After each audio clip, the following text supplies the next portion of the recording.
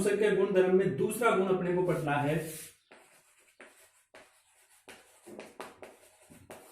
क्वथनांक में उन्नयन।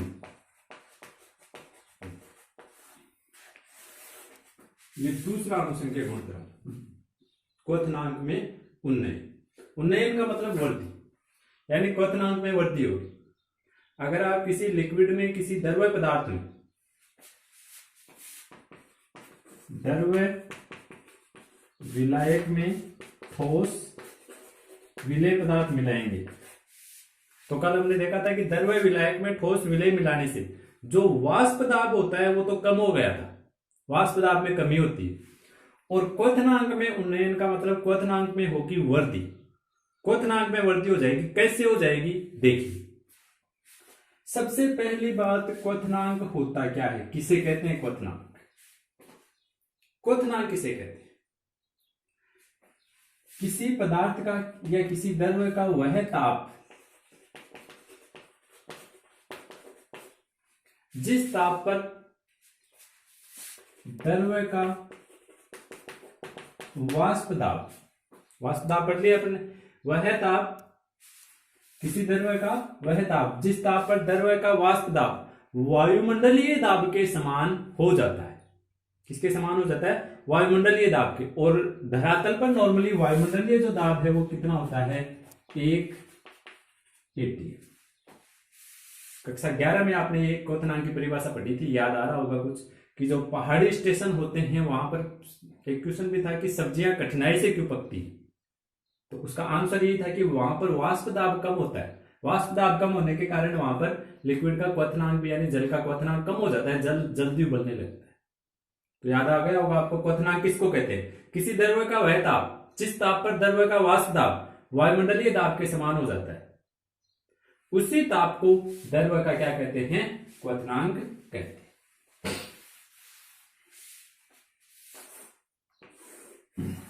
अब देखिए, ये कोई अपने पास में द्रव्य विलायक, जैसे मान लीजिए जल है, और अगर इसमें अपन ठोस बोल दें तो इसके क्वथनांक में वृद्धि कैसे होती है, क्यों होती है? ये इसके अंदर हमने कुछ किसके अणु, ठोस के मॉलिक्यूल्स, अवाष्पशील ठोस पदार्थ इसमें विलेय के रूप में हमने इसमें घोल दिया है। अब देखो क्वथनांक कौन सा टेम्परेचर, जैसे मान लीजिए आपका जो लिक्विड है, ये जल है, मान लीजिए जल का अपन जानते हैं जो क्वथनांक होता है वो नॉर्मली 100 डिग्री सेल्सियस होता है।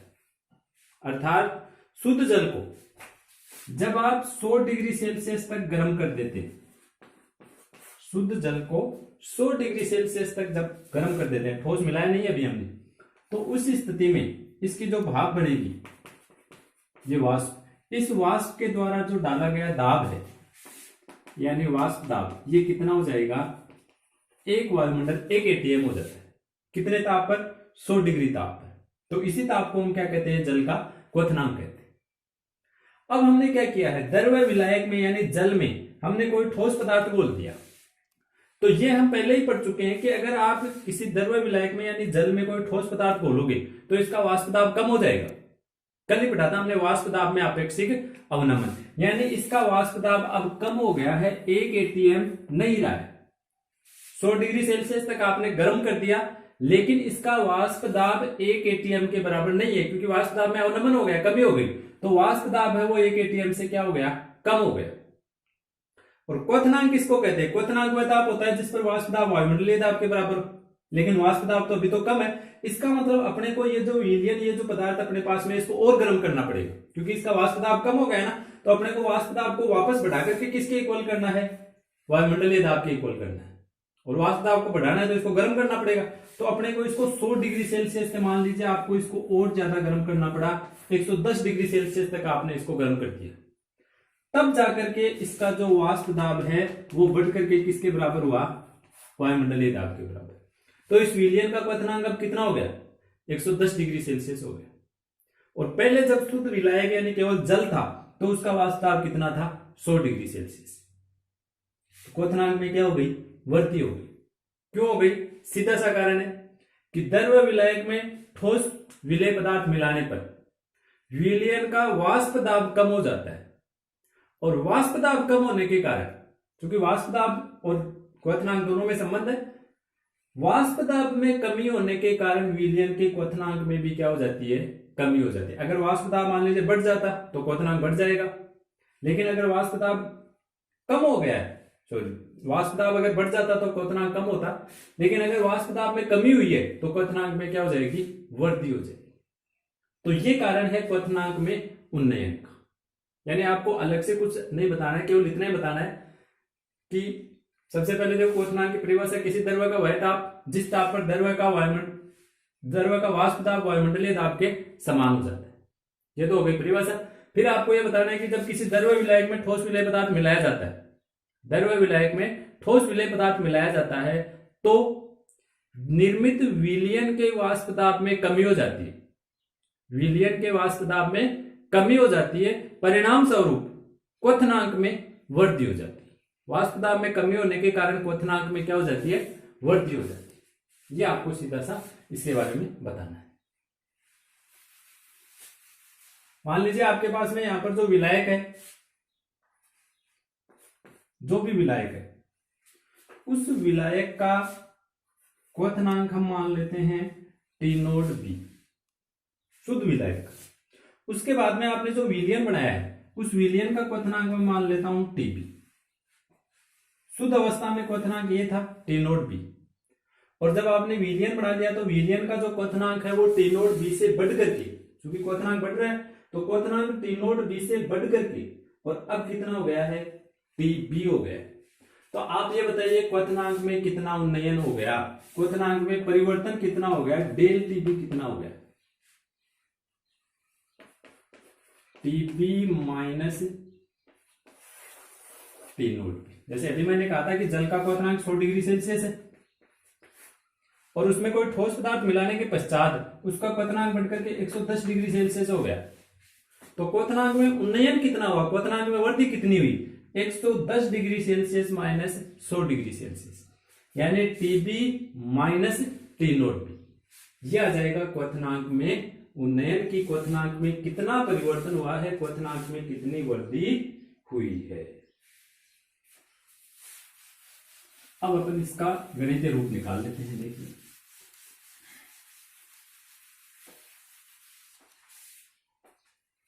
देखिए कल हमने ये पढ़ा था डेल पी, ये प्रोपोर्शनल होता है अक्ष टू। यहाँ पर डेल पी ये हमने कल ही पढ़ा था। डेल पी क्या होता है, वाष्प दाब में अवनमन यानी वाष्प दाब में कमी, और ये किसके समानुपाती थी, अक्ष टू के समानुपाती थी। देखो इस तरह से एक न्यूमेरिकल वो समीकरण निकाली थी अपन ने, डेल पी बराबर पी नोट वन अक्ष टू। तो चूंकि यहाँ पर पी नोट वन तो एक स्थिरांक है, राउले के नियम में लगाया था हमने, तो इस समीकरण को आप ऐसे लिख सकते हैं डेल पी समानुपाती अक्ष टू। तो ये हमने कल ही पढ़ा था कि जो वाष्प दाब में कमी होती है, वाष्प दाब अवनमन होता है, वो किसके समानुपाती होता है, विलेय पदार्थ की मोल अंश यानी अक्ष टू के समानुपाती होता है। ये हमने कल ही इसके बारे में पढ़ा है। तो अब इसके आधार पर हम ये कह सकते हैं कि डेल टीबी है, ये भी किसके प्रोपोर्शनल, किसके समानुपाती होगा, अक्ष टू के समानुपाती होगा। क्योंकि जो क्वथनांक है वो तो किस पर डिपेंड करता है, वाष्प दाब पे डिपेंड करता है। जिधर जैसा परिवर्तन वाष्प दाब में होगा तो वैसा ही क्वथनांक में भी परिवर्तन होगा। वाष्प दाब के साथ साथ क्वथनांक परिवर्तित होता है। अगर वाष्प दाब अक्ष टू के प्रोपोर्शनल है तो क्वथनांक भी किसके प्रोपोर्शनल होगा, अक्ष टू के ही समानुपाती होगा। तो वाष्प दाब में जो अवनमन है वो अक्ष टू के समानुपाती, तो क्वथनांक में उन्नयन भी किसके समानुपाती होगा, अक्ष टू।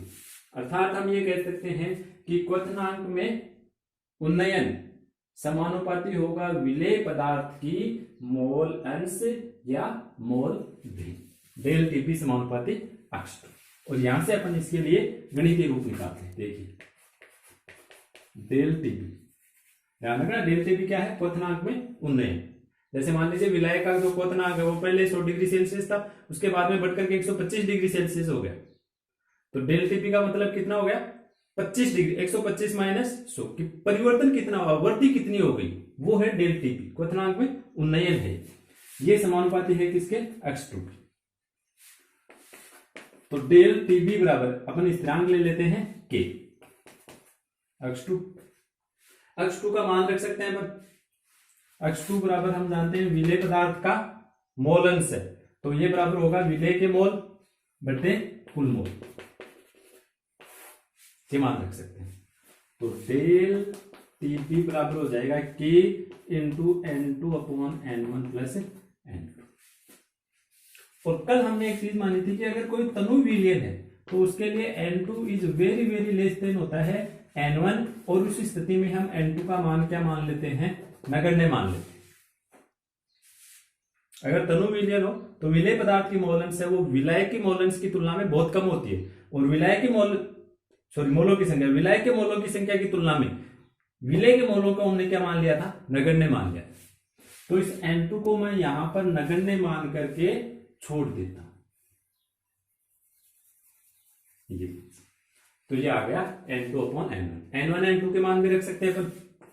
N1 बराबर क्या होता है, विलाय के मोल, विलाय का द्रव्यमान बटे विलाय का अणुभार, और N2 बराबर W2 बटे M2।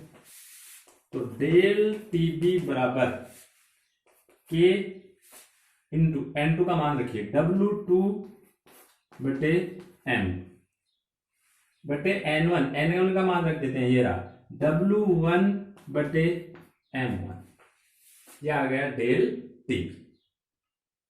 डेल TB क्या है, क्वथनांक में उन्नयन बराबर K एक स्थिरांक है, W2 विलेय का द्रव्यमान, M1 विलेय का अणुभार, M2 विलेय का अणुभार, और W1 विलायक का द्रव्यमान। यहां पर देखिए K एक स्थिरांक है, और ये जो M1 है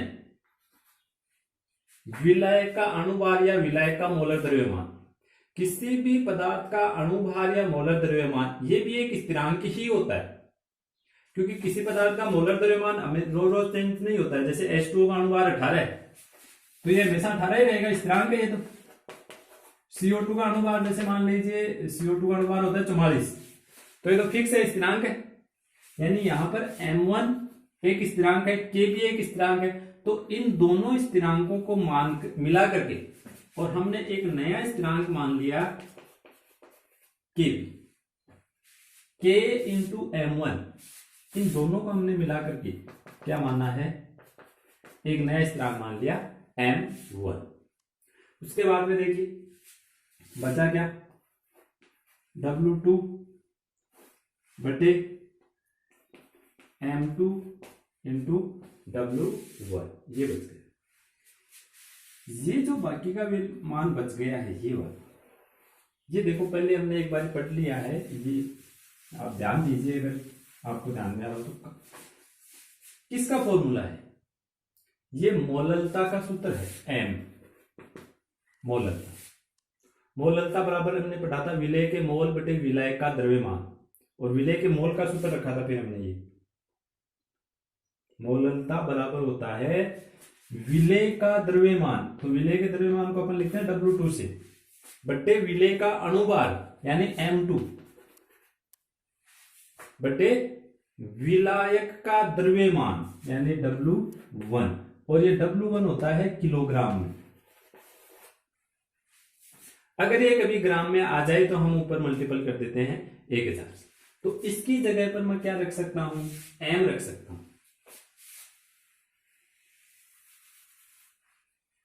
KB इंटू M, क्या आ गया, क्वथनांक में उन्नयन डेल TB बराबर KB इंटू M। जब अपने को जरूरत पड़ेगी तो M का सूत्र, M का मान वापस रख सकते हैं।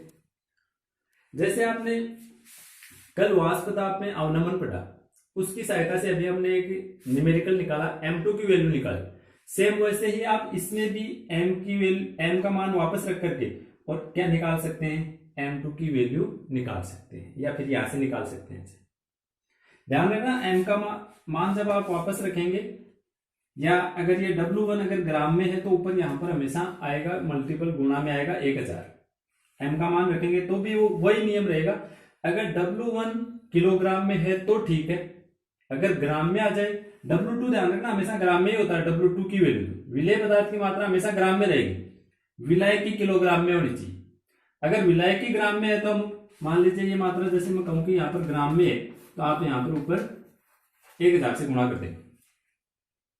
ठीक है, तो यहां से आप M2 का मान निकाल सकते हैं। देखो यहां से M2 बराबर क्या होगा, M2 को इधर ले लीजिए और इस डेल टीपी को इधर ले लीजिए।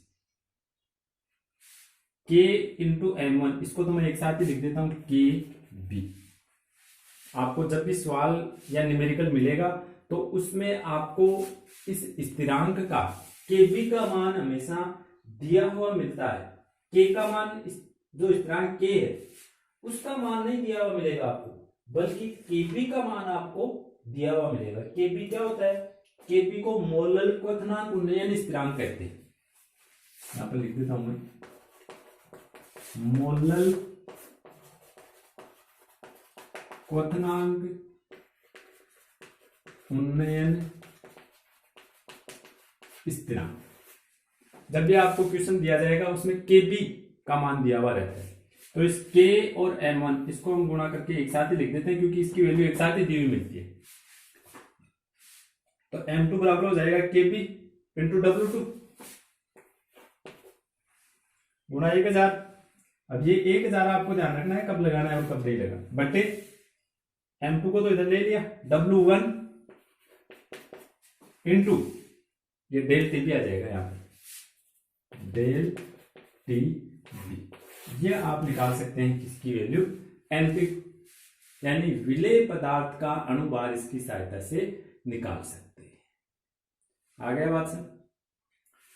सीधा सा तरीका एक बार फिर से देख लीजिए। डेल टीबी ये किसके प्रोपोर्शनल था, x2 के, तो अपन ने केवल प्रोपोर्शनल को हटा करके, समानुपाती को हटा करके स्थिरांक लगाया कि x2 का मान रखा है।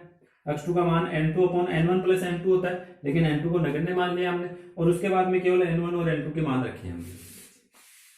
K इंटू M1, इसको एक नया स्थिरांक दे दिया हमने KB। इति समाप्ति। ये हो गया किसी विलयन के क्वथनांक में उन्नयन। अब इसकी सहायता से भी आप, जैसे वाष्प दाब के लिए आपने न्यूमेरिकल निकाले थे, ठीक वैसे ही आप इसके लिए भी न्यूमेरिकल निकाल सकते हैं। अगर आपने ये चीज अच्छी तरह से समझ ली है क्वथनांक में उन्नयन, तो इसके साथ साथ आपको एक फायदा और होगा कि जो अपना तीसरा अणुसंख्यक गुणधर्म है वो आपको ऑटोमेटिकली समझ में आ गया। तीसरा अणुसंख्यक गुणधर्म होता है हिमांक में अवनमन। हिमांक में अवनमन, हिमांक या गलनांक भी कहते हैं जिस ताप को। जैसे क्वथनांक में वृद्धि होती है, सेम वैसे ही गलनांक या हिमांक में क्या होती है, कमी होती है, जिसको हम कहते हैं अवनमन।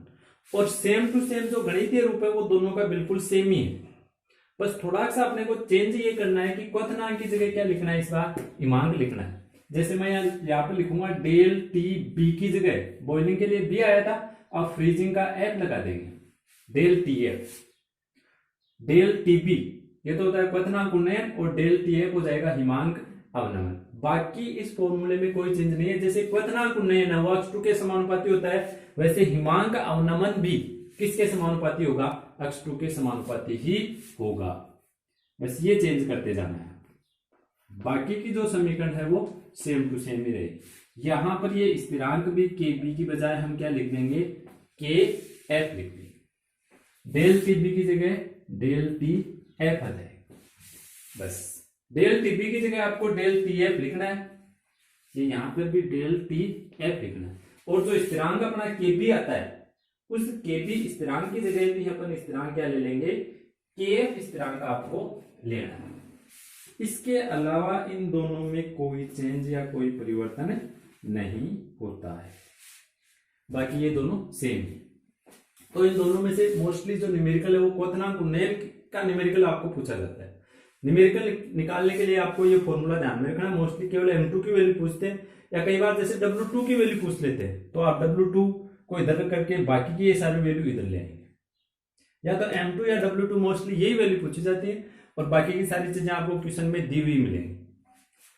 डेल टीबी इसकी वैल्यू आपको डायरेक्ट न देकर के अगला ये कहेगा कि जल में ये पदार्थ मिलाया हमने और जल का क्वथनांक 105 डिग्री सेल्सियस हो गया।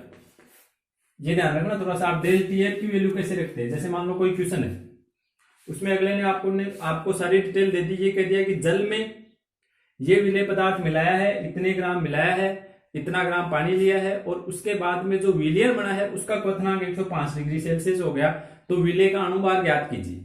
तो आप ये मान रखेंगे M2 बराबर Kb, इसका मान आपको दिया हुआ मिलेगा W2 इंटू 1000 बटे W1 डेल TF, इसकी वैल्यू आपको डायरेक्ट रूप से दी हुई नहीं मिलेगी, ये आपको निकालनी पड़ेगी कि परिवर्तन कितना हुआ है। अब ये कैसे निकालते हैं, ये भी अपने को पता है। जैसे विलाय का जो क्वथनांक है वो मान लीजिए 80 डिग्री सेल्सियस है, और विलयन बनने के बाद में क्वथनांक 85 डिग्री सेल्सियस दे दिया अगले ने, तो डेल टीबी की वैल्यू कितनी हो गई, 5 डिग्री सेल्सियस आ गई।